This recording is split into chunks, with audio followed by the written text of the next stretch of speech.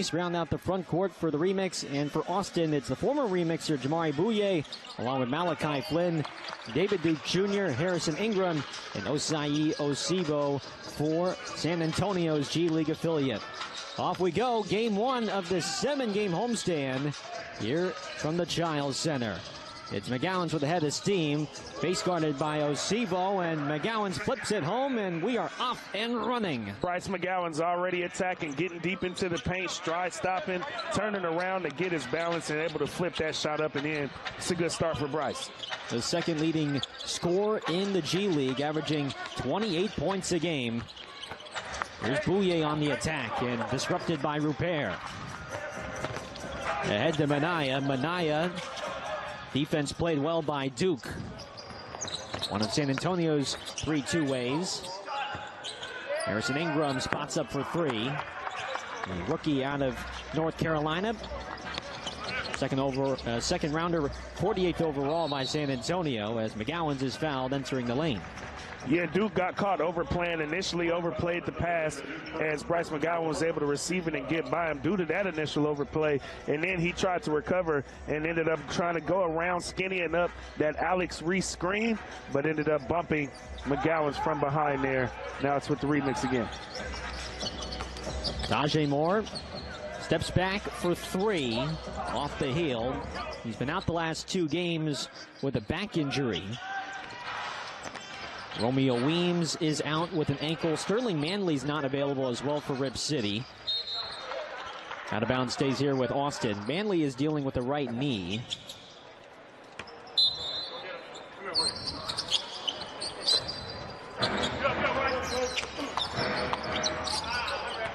Flynn's pass is deflected. McGowan's goes into the stands. And here comes RipCity the other way.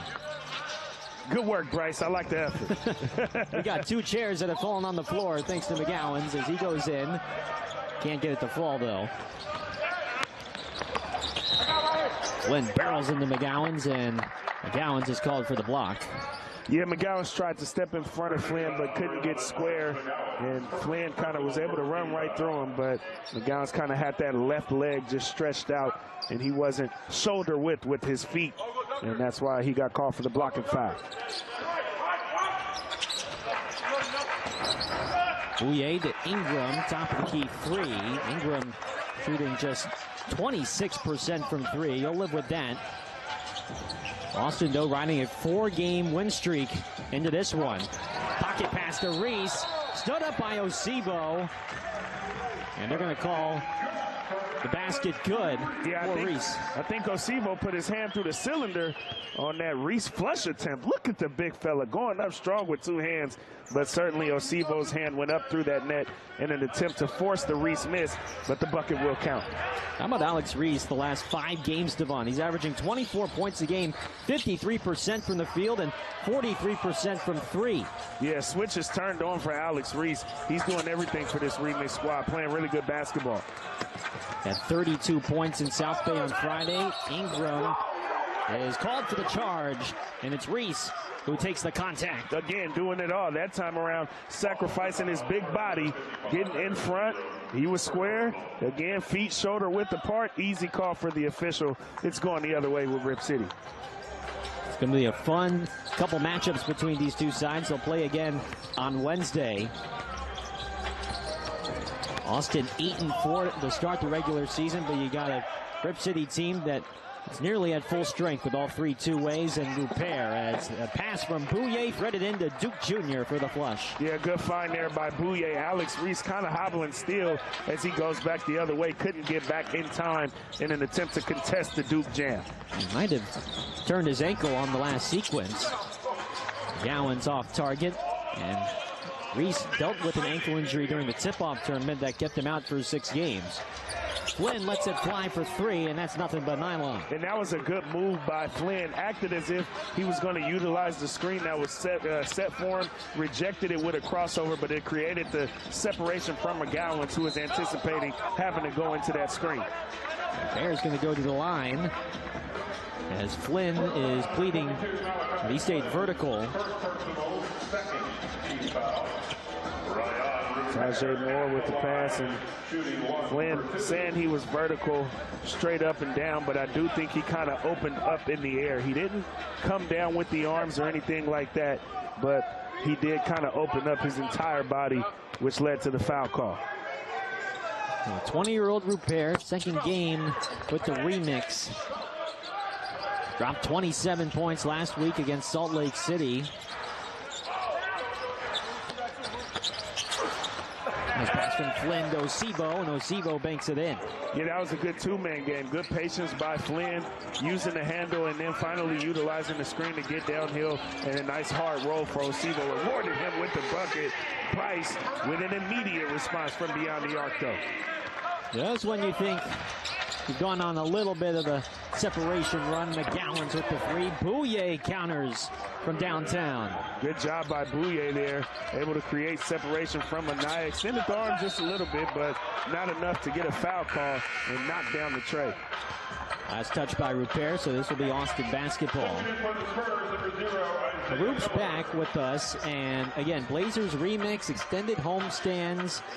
There's only one game that these two overlap, so there's a possibility Rupert could play more with RipCity and with the remix these next couple of days. Yeah, the two programs can get more creative in ways that they would like to interchange the roster, being that both teams are back home and guys aren't on the road and unavailable for the remix in particular. Of course, the Blazers always have priority, rightfully so. Ingram with the fourth chance after that got tipped around several times in the cylinder. 12-7 lead for Austin. Baseline pass is taken away. Bouye takes it all the way to the basket.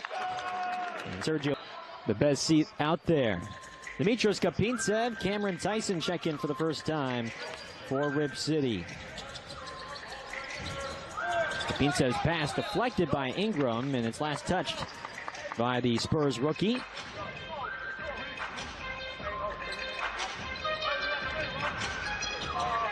So Ingram and Duke Jr., those are two of San Antonio's two-ways on the road with them today, and presumably for this two-game set. McGowan's attack, switches hands, and a crafty finish for Bryce McGowan. He's tough, and that's where his length comes into factor. That time able to have some hang time, but also extend at the last second after double pumping in midair and made the shot look easy. He's got a quick 7 points here in this first quarter. His numbers at home in 10 home games, just outstanding. 32.5 points a game on 50% shooting from the field. And a very capable shooter from three as well, from 43%.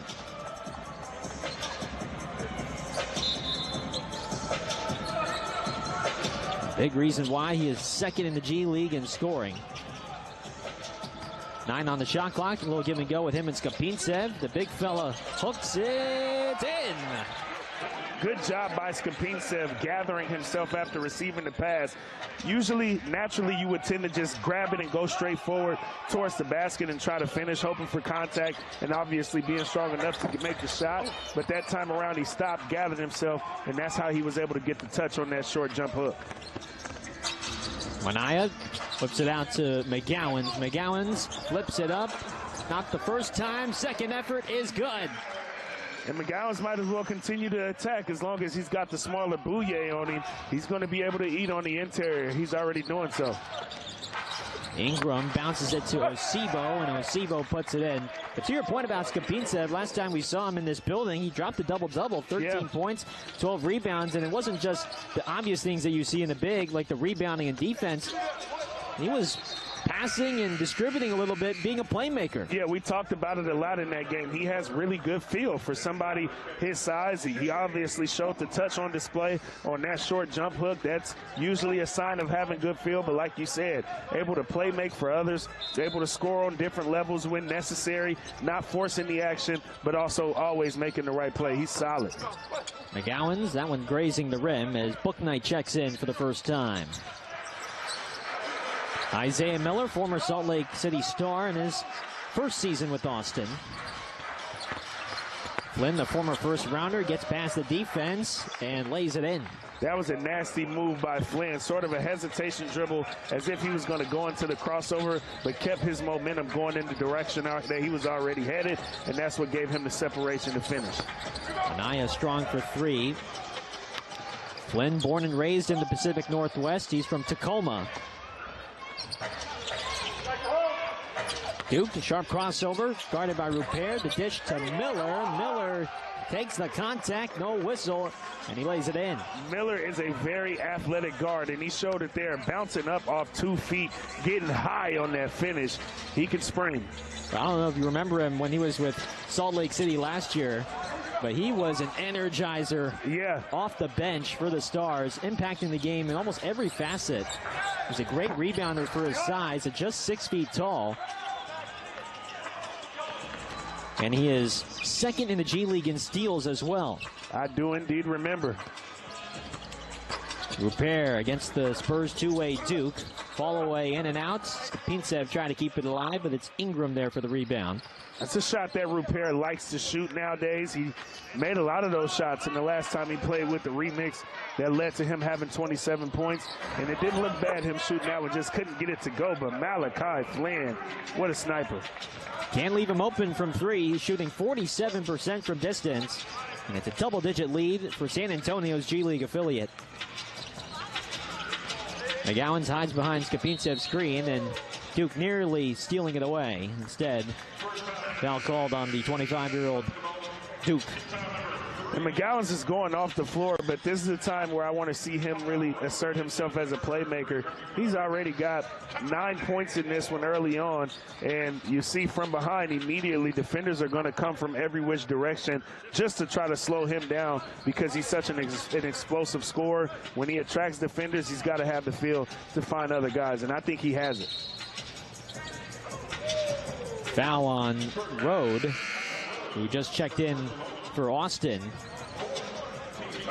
14th foul on the Spurs, and that was something we noticed last time we saw Bryce in this building as well. More double teams that he's attracting, and how he's now going to be able to try and solve his way out of those double teams. Yeah, absolutely. It's no denying he has established himself as arguably the best scorer in the entire G League. But with that, it comes more attraction. It comes with teams deciding to send two more often, or even more sometimes, and him making plays out of a crowd is something that I think can unlock another level to his game. The Bears step down to bounds.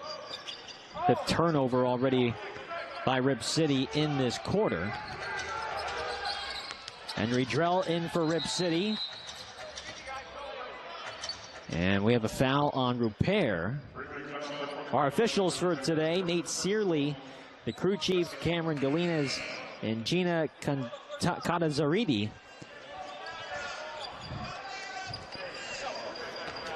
So Rupert called for his first foul. Winston Rose in for Austin, the former remixer. Flynn from downtown. Back tap to Miller. Will reestablish the offense. Has the switch on Skapintsev, the 7-footer. Miller hops, missed it initially, got his own miss. Rhodes, runner, no. Miller nearly put it back in. Somebody has to grab the rebound. Osibo diving on the deck to get it back. The Spurs are winning the 50-50 balls right now. This is an Austin team that's second in the league in rebounding. Flynn denied by Skapintsev. Moore on the fast break. Moore scoops it home. Nice decisive take, Tajay Moore. Getting downhill, splitting a couple of defenders as he had one in front and another one closing in and finishing with his strong hand. That was good. Flynn gets to his spot, tried to bank it in. That was a big sequence after getting the stops you needed, but you couldn't get the rebound. Again, Austin second in the league in rebounding. Rupert for three. He did not make a three in his first game last Monday. He was 0 of 5. Still looking for his first here in RipCity. Miller behind the screen for three. Approaching 2 minutes to play in the first quarter. First meeting of the year between Austin and Rip City. Nice time from Skapintsev to the back cutting Moore. And that was a good read by Tajay Moore. Saw his man have eyes on Skapintsev up top. His man was Miller, and he just slipped right behind him. Skapintsev able to find him for the deuce. Flynn has 8 points in the first quarter. Tries again from 3. Rebound Rupert. Skapintsev. That would have been another nice pass. Looking for their 5th consecutive victory. Tyson back in along with Book Knight and Alex Reese. Cam Tyson tries for 3 and knocks it down. That's a good shot there by Cam Tyson.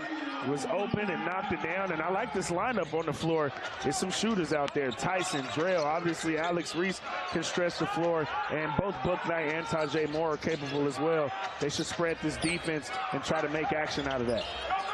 Bouye with 7 enters the paint and is fouled. And Bouye's been attacking early in this one. Bouye kind of playing with a little bit of a chip on his shoulder. We know he's a former remix guy himself, got traded away, and he's back here at Childs. And he wants to put everybody on notice that I still can get to it, Rip City fans. Played in a couple of games with the remix back when he was a two-way player. 6 in total with the Blazers before being dealt away. Older guy at 25 years of age, but just knows how to run point guard. Yeah. Ingram knocks it away, trying to save it, which he does. The rookie goes into Reese. Access denied for the moment. Kick out Rose, 3. No. Rebound Drell. Big Country said to the rookie Ingram. Reese loses it. Rose ahead. Knocked away by Drell. Somehow got it back to Miller.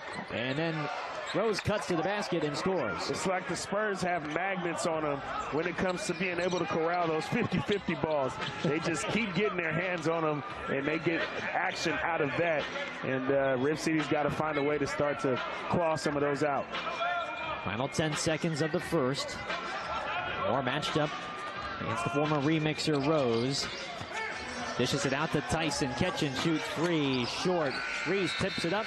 Rip City 17-11 in that first quarter.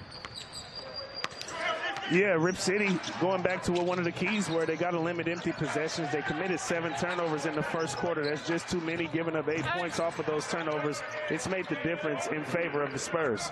Bouye sneaks it past Tyson. He's already got 9 points early on. Moore fakes the pass. Floater too strong. Rebound by Rode. Rose left alone in the corner for 3, and Quentin Rose, a very capable three-point shooter, hits it. Yeah, we're all too familiar around here. We've seen him knock that shot down many a times when he donned a remix uniform. Alex Reese from outside, long and strong. Loose ball foul on Tyson. Now we've seen Rose don a Valley Suns uniform earlier this season, and now in a Spurs uniform. As you see Tyson. Yeah, Tyson definitely got his hands on the outstretched Miller. We talked about the athleticism of Miller already. He can get up a little bit higher than Tyson can, and he had that rebound that would have been all his without getting bumped. Tipped out of bounds, still with the remix.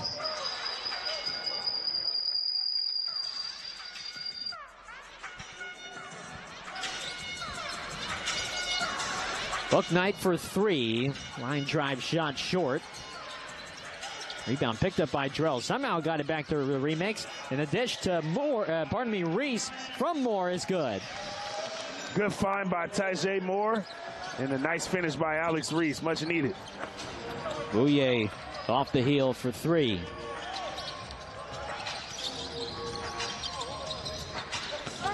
Moore attacks the rookie Ingram. Tried to bank it in, no. And Bouye stays in bounds, gets the rebound.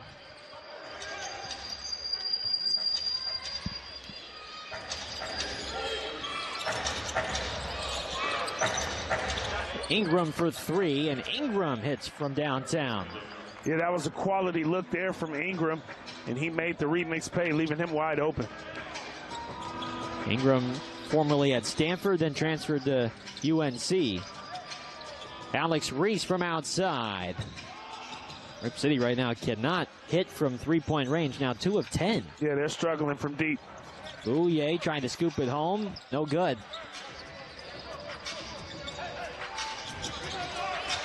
Rip City loves to shoot threes. Third most attempts, as that is deflected off Jarrell, so it'll be Austin basketball. And Jarrell trying to state his case that it went off Rose, and of course, Rose is saying, nope, I never touched it, because the possession now is with the Spurs. And yeah, it does look like Jarrell just kind of lost possession of the basketball.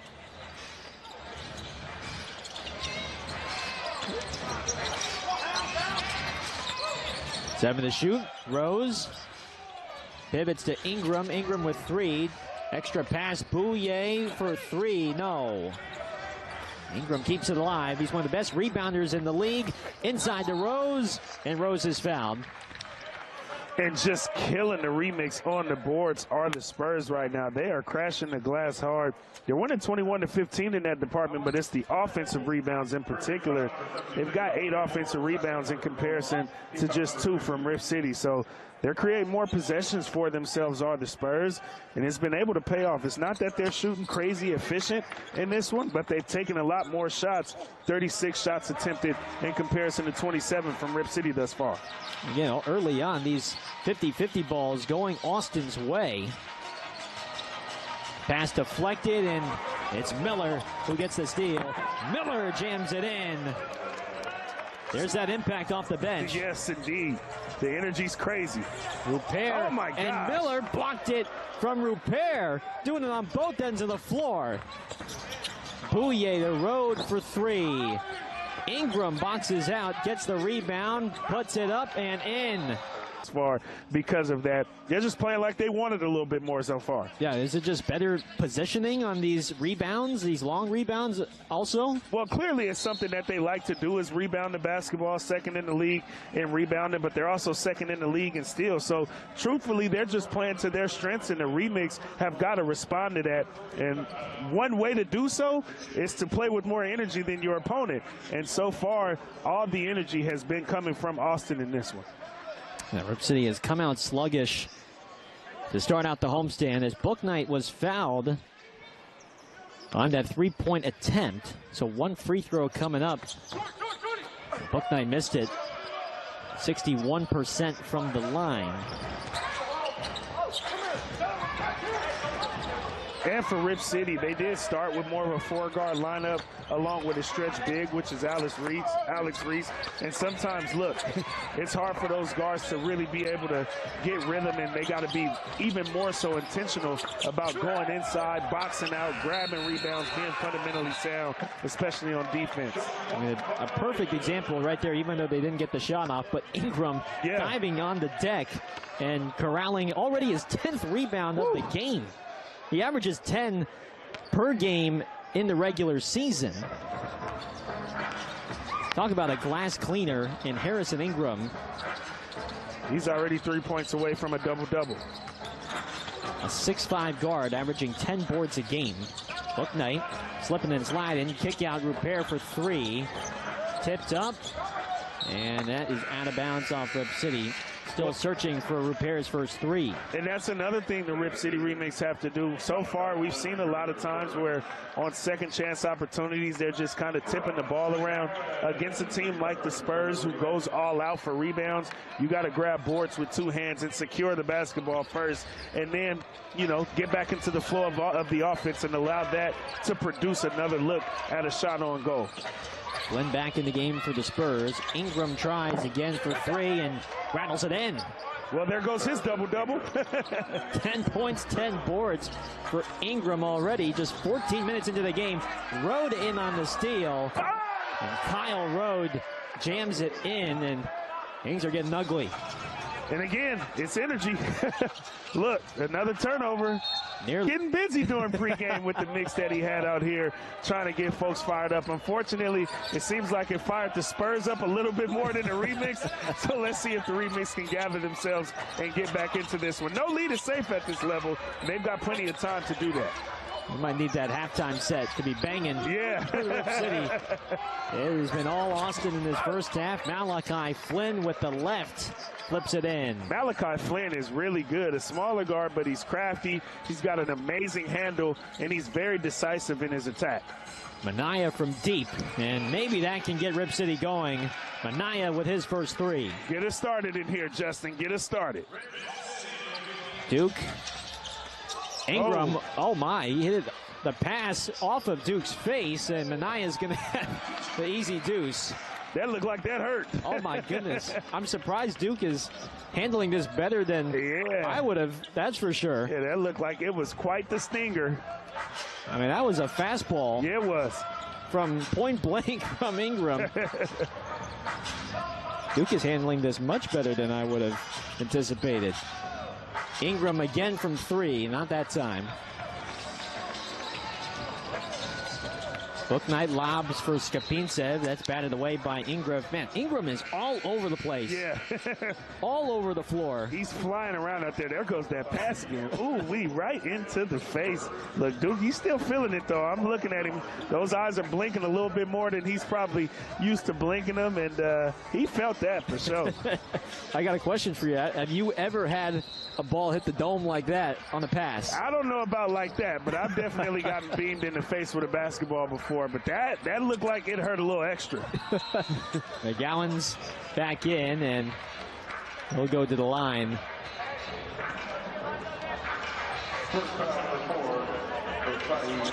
Osebo called for the foul. So McGowan's back in. Perhaps he can energize his offense. That's been outscored by 14 here in the second quarter. Now with 11 points to lead Rip City.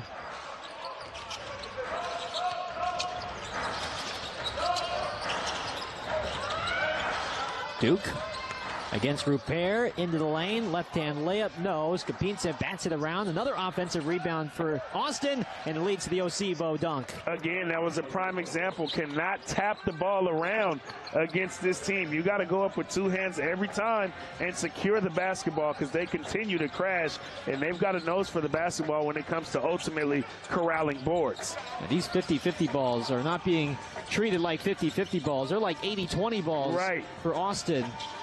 Bouknight fades away for three, and that's off the front of the rim. Now just 3 of 12 from downtown. Flynn with the left. Malachi Flynn has been a bucket. He's skilled. He is very skilled. He can shoot the long ball. He can finish around the basket. He's quick. Got a great burst along with his handle. Changes speeds well. He's got game. From one bucket to another bucket. Bryce McGowan's with 13 points. Yeah, Bryce has got game as well. Another player really good at changing speeds and playing with the burst. Duke goes hard into the paint, and he'll go to the line. They do it in different ways, and again, McGowan's with the height advantage on Flynn, but Flynn, even at being an undersized guard, and there's a reason why he's played over 200 games at the NBA level between Toronto, New York, and Detroit. He can score. He can really fill it up, and like you said, they do it different ways. Like you said, Bryce does have a little bit more length. Bryce is really good at the probe as well, because Bryce has such a quick release, and you never know when he's just going to pull it. But Flynn has a very unpredictable handle, and it's really shifty, and it leaves defenders off balance trying to predict what he's going to do with the basketball next, and he figures out a way to open you up and burn you. Approaching 4 minutes left in the half. Moore lobs for Reese. Reese, first effort, no. Underneath the basket. He thought he was fouled by Flynn.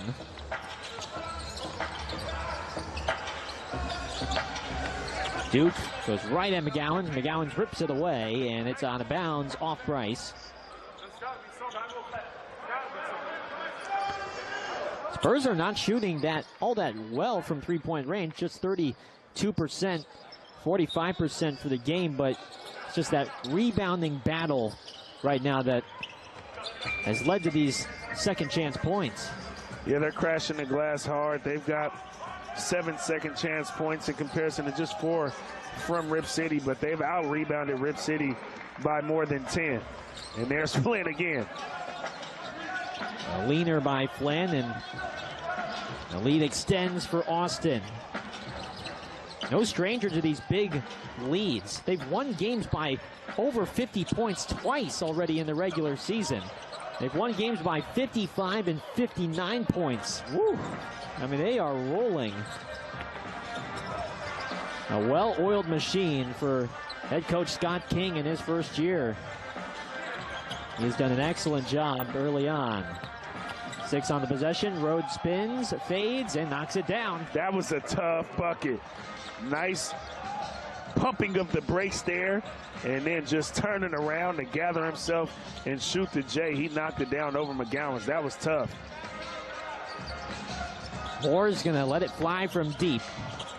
Reese crashing the glass, out of bounds, and it's off Osibo. And I'd like to see Moore initiate a little bit more offense. He's just got 1 assist so far in this ball game. I think when he gets downhill and attacks, he's such a good passer. If guys move and play off of him, you can start to see him table set for the remaining 4 on the floor with him. Now Moore tried to lob it for Rupert in the paint, and then Rupert held by Bouye.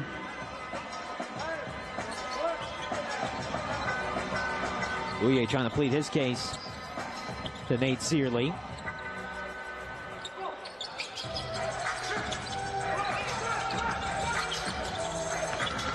Moore maneuvers, floats it up. No good.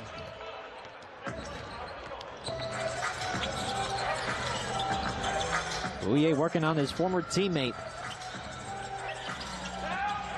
Played with each other a couple times early on in volume 1. Duke for 3, short. Another offensive rebound. Osibo pump fake, and he's fouled on the way in. But that's been the story of the first half. 12 offensive boards. These offensive rebounds. And again, the ball gets batted around. That time it didn't get batted around by RipCity, though. It was Rode who got a hand on it, but it always finds a spur, doesn't it? I mean, it has been at least thus far to this point in the game. I mean, it's like a power-up, right? They're just getting everything, every rebound going their way. Manaya's 3 blocked by Bouye in the corner. The Spurs just suffocating on defense here in the first half. Already 11 turnovers forced. 2 minutes to play, first half. Flynn botched the handoff, gets it back though with 5 on the possession. The crossover pass, McGowan's free throw line jumper, no.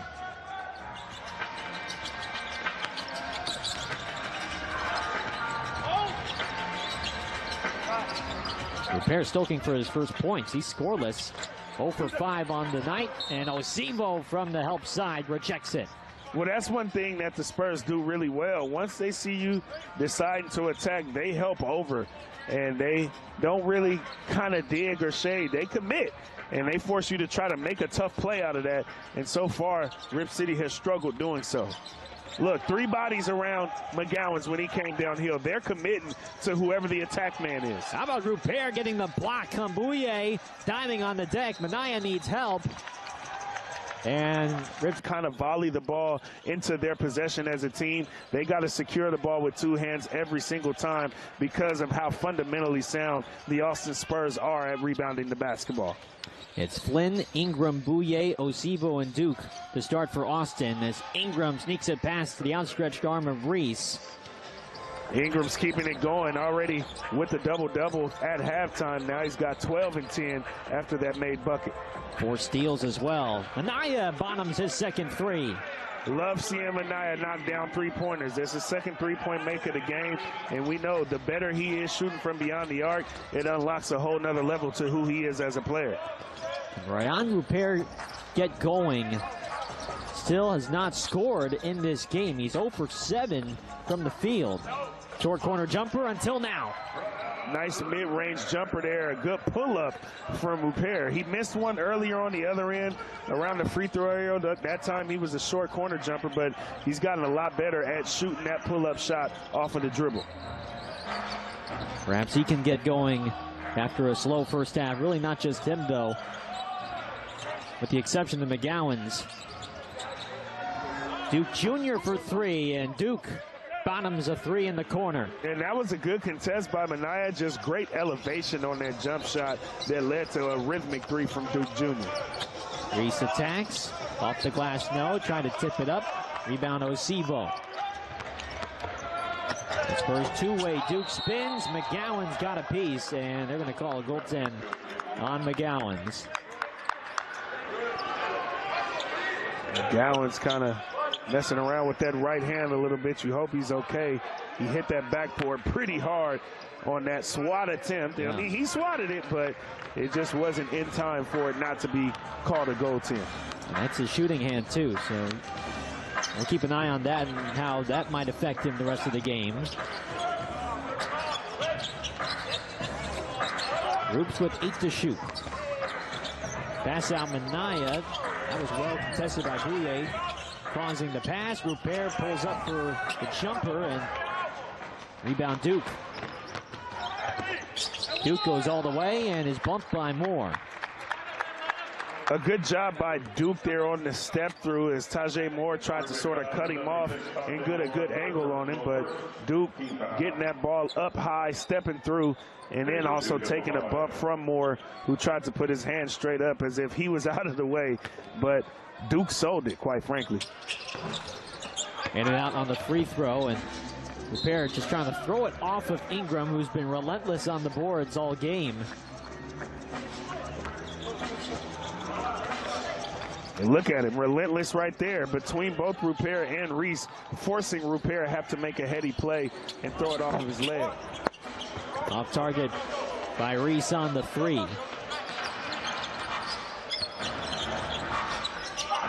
Rupert pickpockets Duke, trying to go behind the back, working on the smaller Bouye, tries to bank it in. Moore's tip, no. Moore's tip, yes.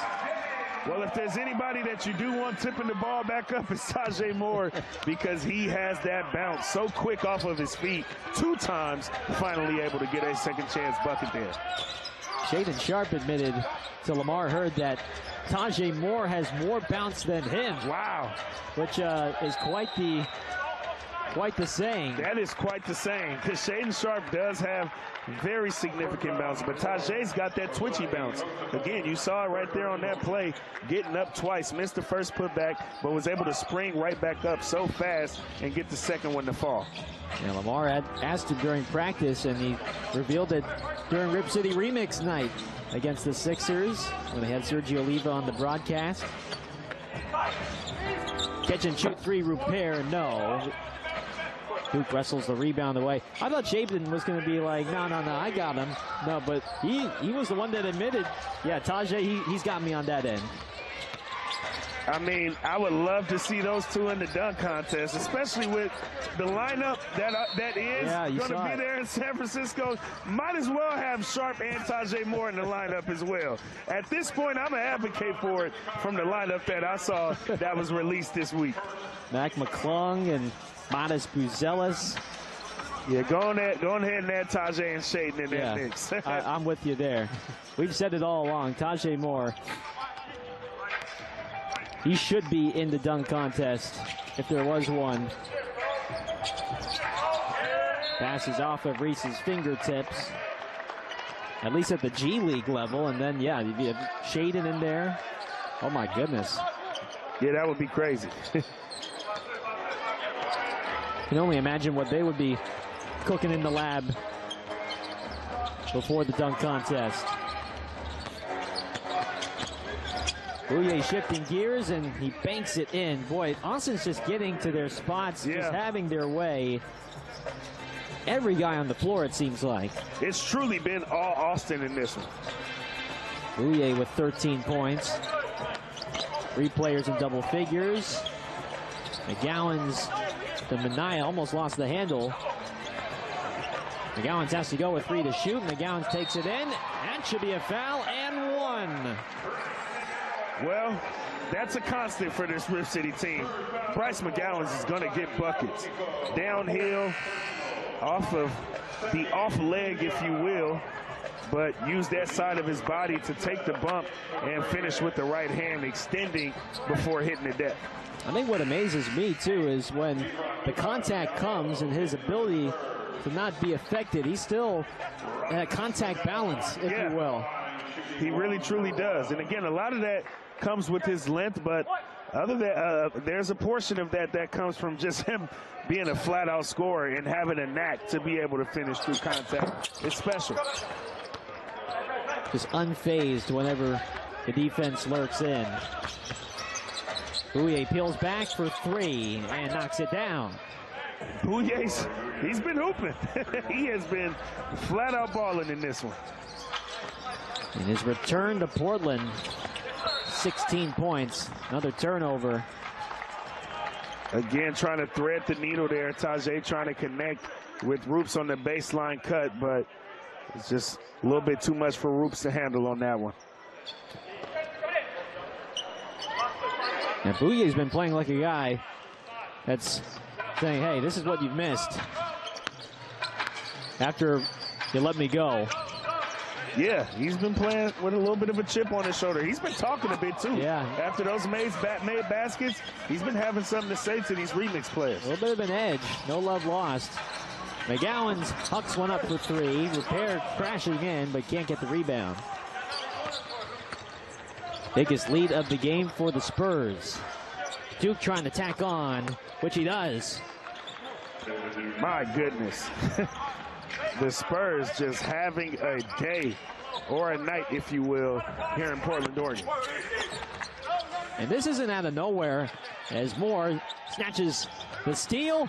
McGowan's gets it back and dunks it down. Obviously, as a director of player development, you've got to stay in tune with what each of these guys are doing, ways they can get better, how they can develop. But with every team having 3 two-way guys, and then, of course, guys that can be assigned to play with the remix repair right here. For example, talk about what that tool has meant for you in your role as a director of player development. Oh, it's been an invaluable tool. I think one of the major things has really just been that the players have been able to receive a consistent message, both whether they're with us with the Blazers or whether here in the remix. And then they get to put those things into action and to work on them. I think one of the big things, especially in a situation like this, is once you get all of the two-ways down as well as, you know, the assignment guys, there's always an adjustment. It usually takes a game or two, which I'm sure you guys have seen, because the players have to adjust to the movement and so forth. So, but overall, I mean, it's been an exceptional tool, and it's really awesome to see the guys out here get an opportunity to work at the things that we've spent so much time on.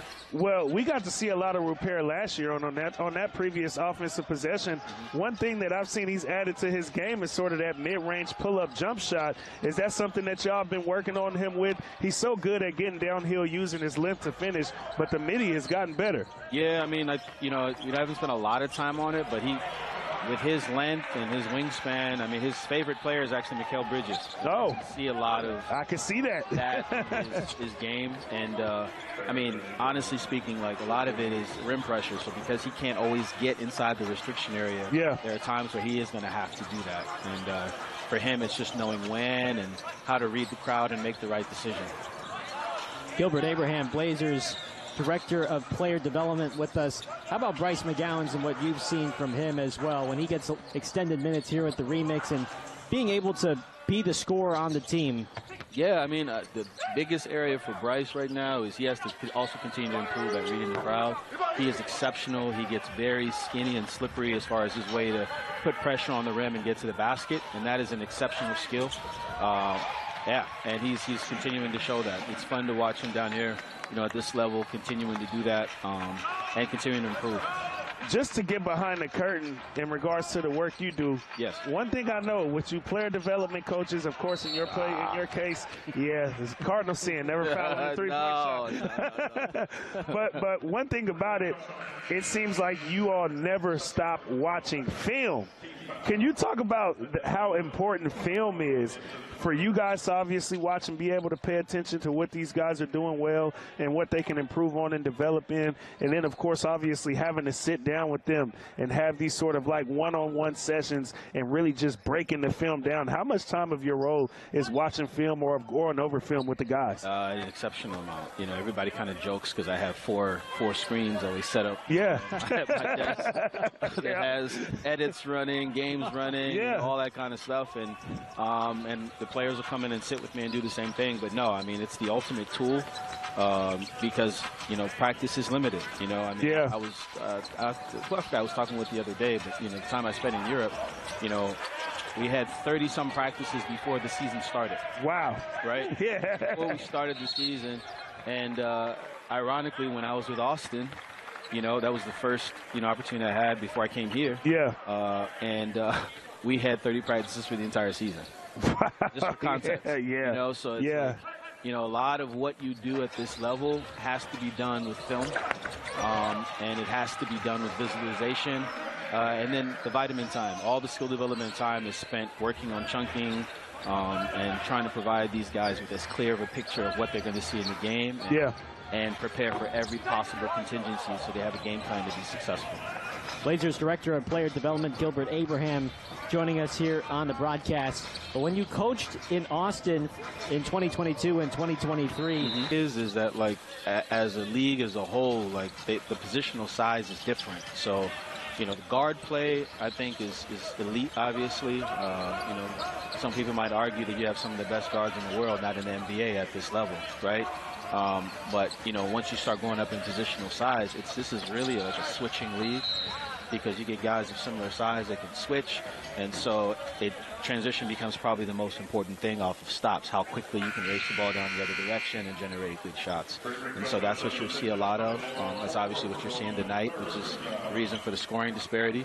But, you know, like it's also once you get some continuity and the guys get used to playing with each other, then you get to see a lot more of it. So I'm excited. You know, these guys, we have this long homestand with the remix, and these guys are going to get gelled together and start to figure out how to problem solve. And we get a lot more really good basketball going on.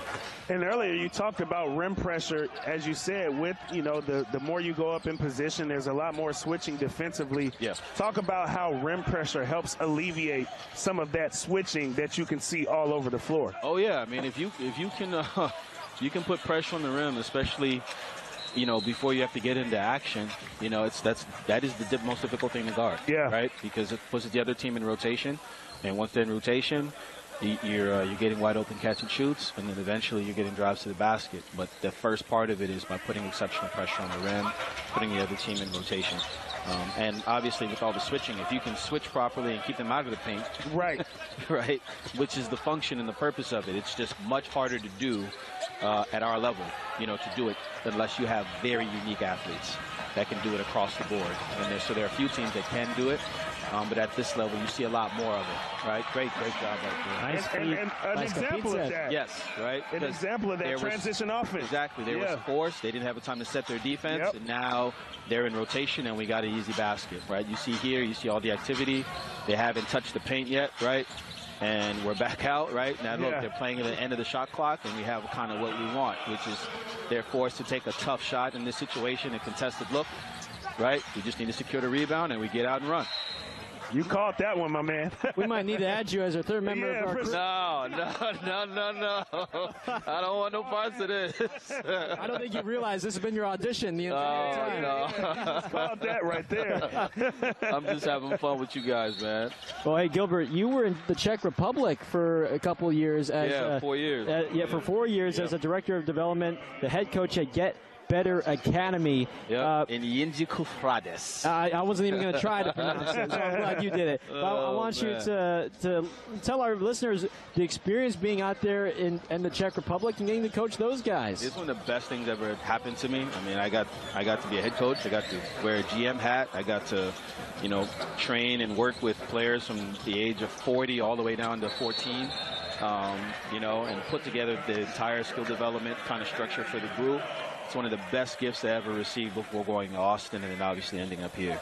And yeah, I mean, I got to just cut my teeth doing everything and learning how to do it.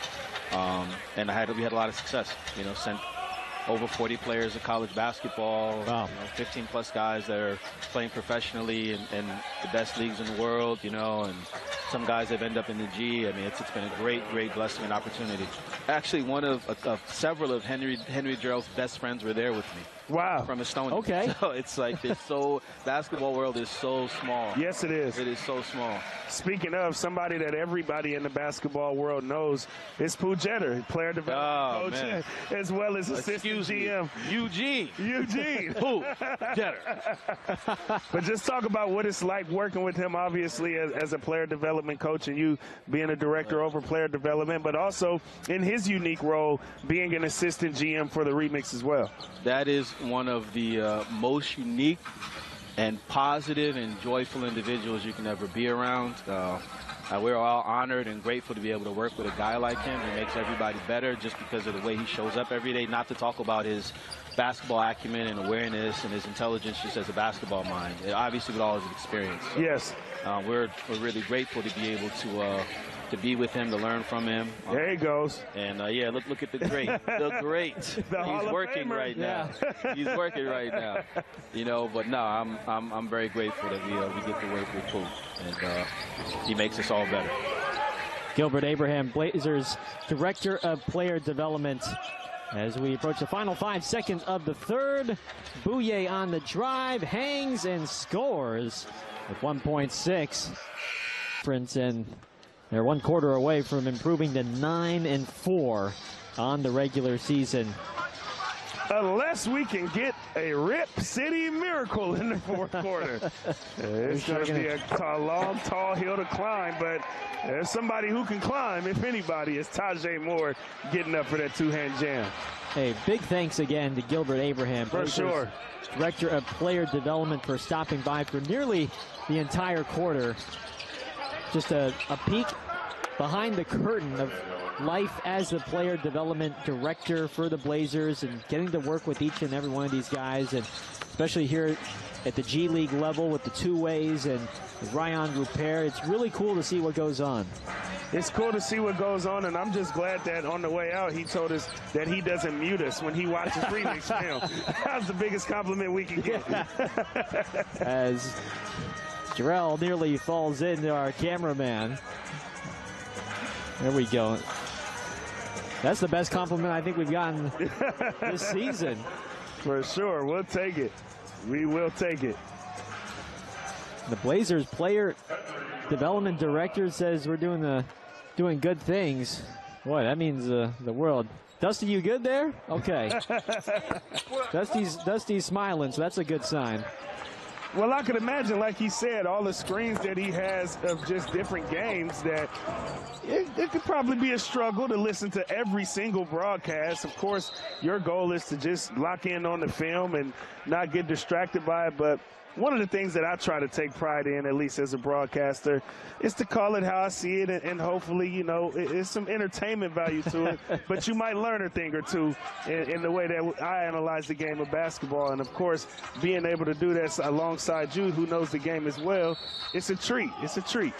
That's why you're Professor Pounce. That's right. If anybody hasn't seen Nothing But a G Thing, yeah, tune in. Are the RipCity Remix G League episodes. What a great job our content team has done to inform, educate, and entertain our Remix fan base on what is the G League, because some of the facets can be a little bit confusing, but just sit down, grab a pen and paper, and Professor Pounce is going to go through the lesson with you. Yeah, go ahead and take your Cornell notes. I'm giving you everything you need to know. Just go ahead and take your Cornell notes, and you might learn a little something. Do we want APA format or MLA format? I'm going APA. We're trying to figure out who's got possession. It's going to be called a jump ball here between Minaya. What do we got in the circle here? Minaya and Bouye. They're still trying to figure it out, it seems. It is Bouye, though. The jump ball, because they didn't know who it went out of bounds off of. Anaya at 6'6", Bouye at 6'2".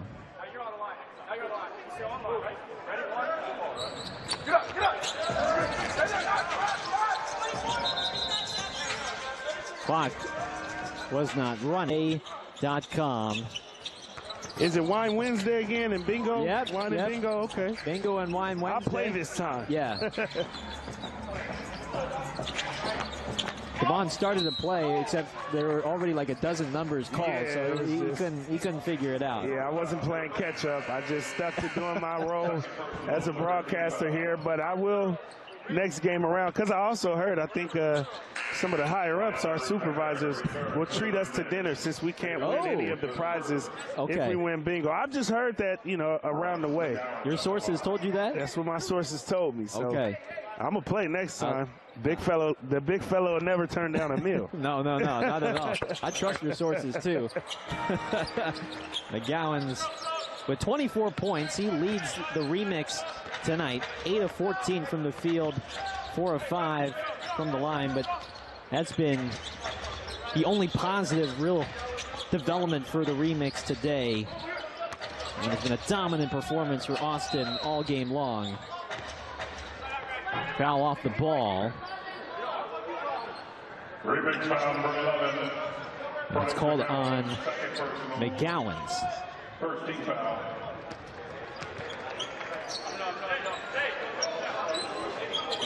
The remix back in action on Wednesday. Of course, everybody is ready for tomorrow when Damian Lillard makes his return.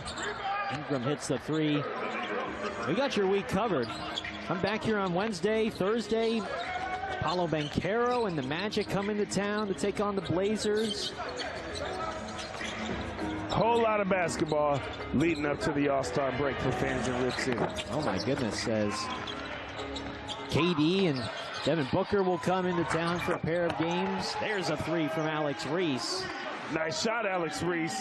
It's what you do, buddy.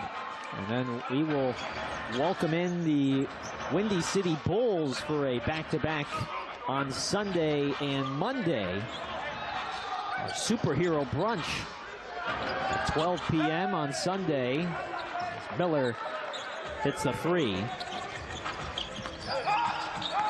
More Blazers games next week, so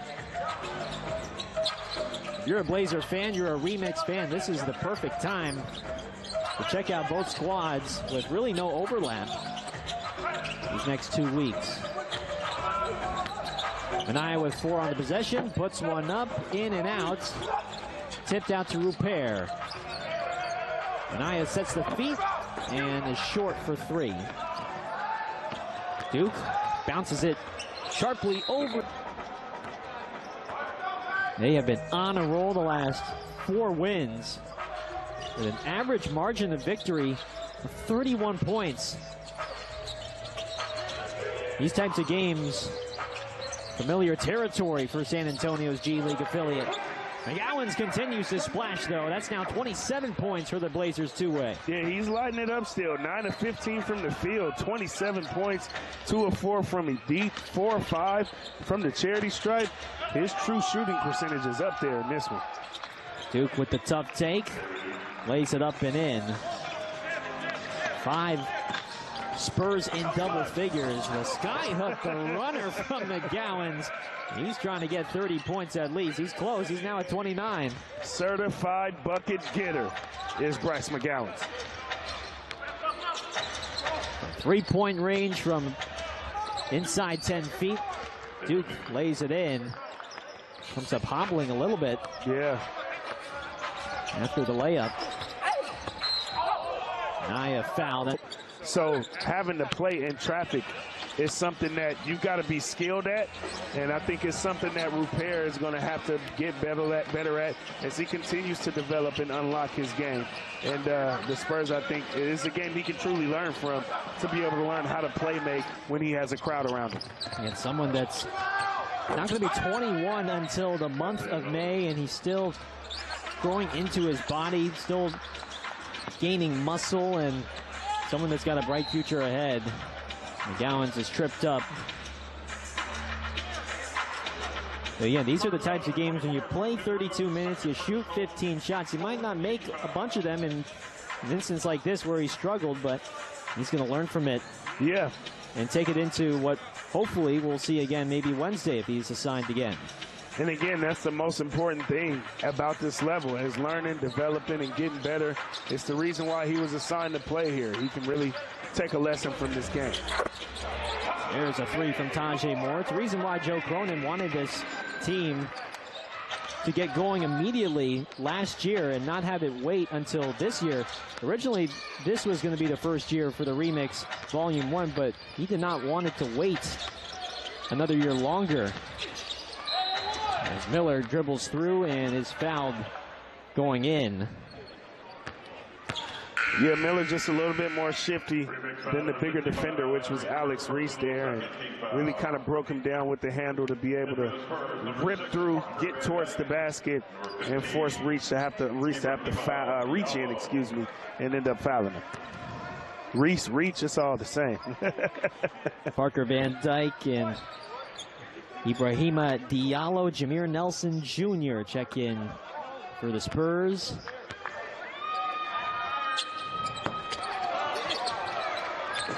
Jameer Nelson Jr.'s father, Jameer Nelson, the former All-Star with the Magic. He's actually a current GM for the Delaware Bluecoats.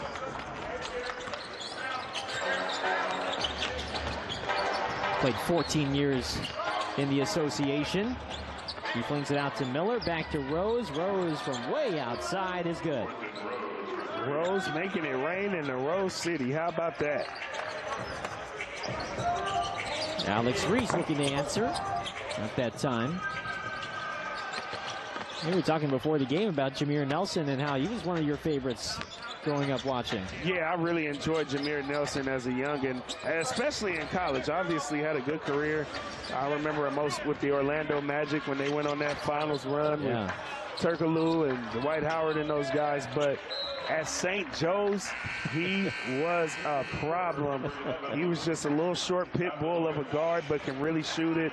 Had a really good game, a great handle, and he figured out a way to make things work even with his size, and that's what led to such a great career for him in the NBA.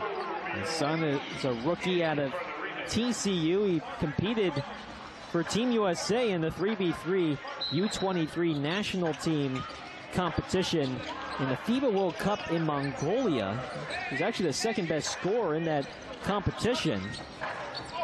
They lost in the gold medal match to Germany, though. Bucknight fades for three as RipCity inserts their reserves. So Weems is in, along with Skapintsev, Tyson, Bucknight, and Drell. Bucknight hands it off to Weems. Weems is going to take it in and score his first points. And a good job by Weems there, running the floor, and good patience by Bucknight, cutting his defender off with his handle before scooping it over to Weems, allowing him a lane to finish. Vukadalovic being grabbed by Weems. They thought there was a held ball there. Play continues, and Rose misses from three.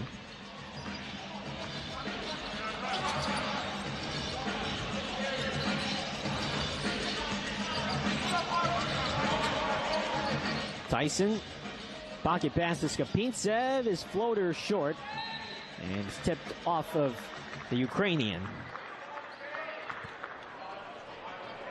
So Skapintsev just with a tough miss there. That's a shot he's very capable of making. And it was a good touch on it. It just bounced off the rim a couple times and went the direction he didn't want it to go. Well, you're going to look at this one and the rebounding battle. Austin controlling the rebounding battle really from the start. Without rebounded RipCity by 13 in this one. There's Nelson with the runner.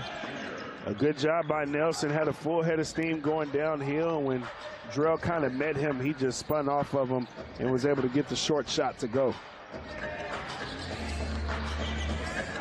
Lots of second chances for the Spurs in this one. There's Tyson who flies in for the offensive board. Skapintsev throws it over to Weems. Corner three. First shot of the day from distance. It didn't hit the rim. Tyson's got to put one up for three. And the rebound by Nelson.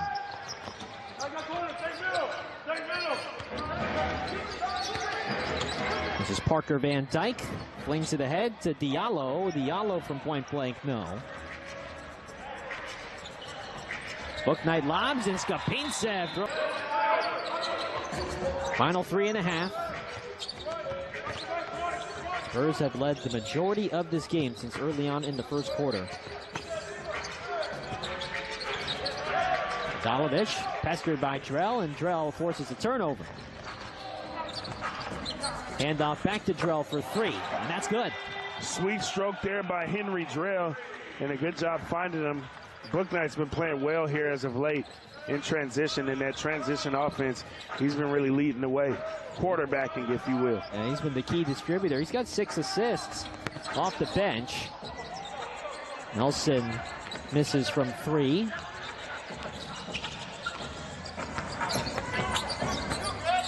Bouknight weaving and backpedaling to Tyson. 7 to shoot. Skapintsev, the handoff to Bouknight. One-on-one versus Nelson. He pulls back for 3. Long rebound by Van Dyke.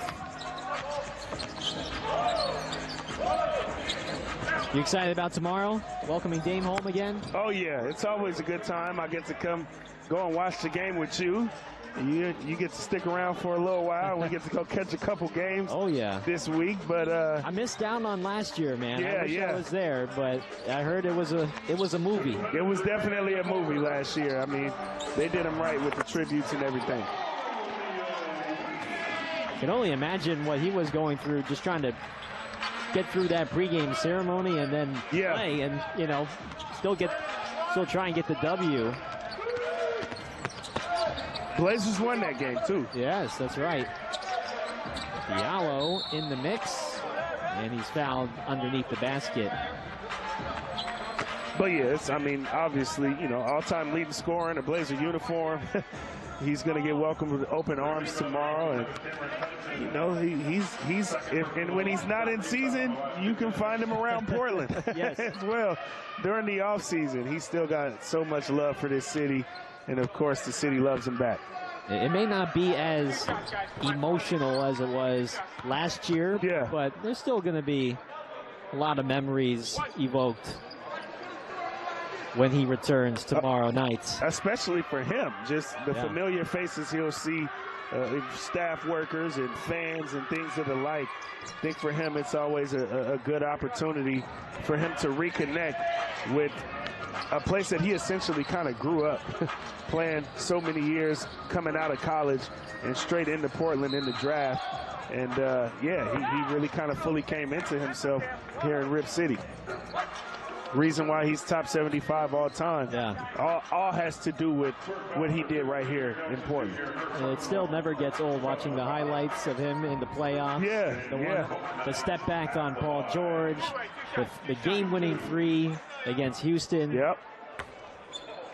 And countless others. I mean, that's just 2. We could go down the entire list. Yeah, I remember the one. I was at the game he hit one over Ingram against the Lakers. He's got too many of those Dame time moments. Too many. In and out from Bouknight, gets it right back.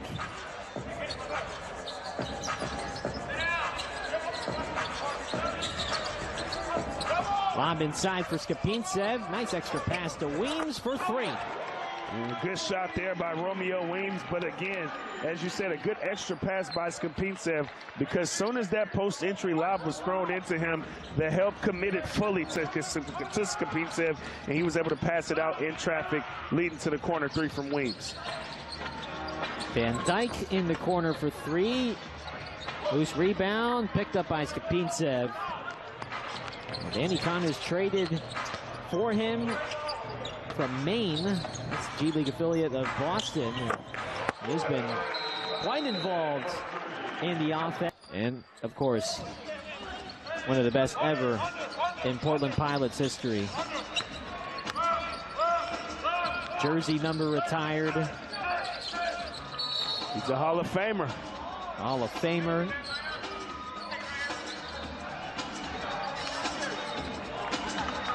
He's the reason why we had Gilbert on our broadcast today. Yeah, for sure. That's one thing about it.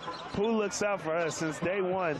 He's looked out, getting us so many guests whenever he's here and available, because obviously we talked about him being a player development coach with the Blazers as well. Sometimes there's schedule conflicts, especially when he has to travel with the squad. But when he's here, he always makes sure he comes to us, hey, I got such and such, and they're ready to come talk to you. And we welcome it with open arms every time. Always fruitful conversations with many of the Blazer folks throughout the organization who take the time to sit down and chat with us. And I know he's being generous because he could easily charge us a fee for every time he's booked a guest if he really wanted to. Booking fee for sure. Huh? Oh my goodness. Yeah, that's just good nature, man. That's how Pooh gets down. No, you're exactly right. That's how nice he is to us, and he knows how important the broadcast is and getting guys some airtime and showcasing what it's all about. For sure. So final seconds here in this one. Spurs are going to win their 5th in a row. Their 9th win of the regular season. This might be the hottest team in the Western Conference. A resounding win.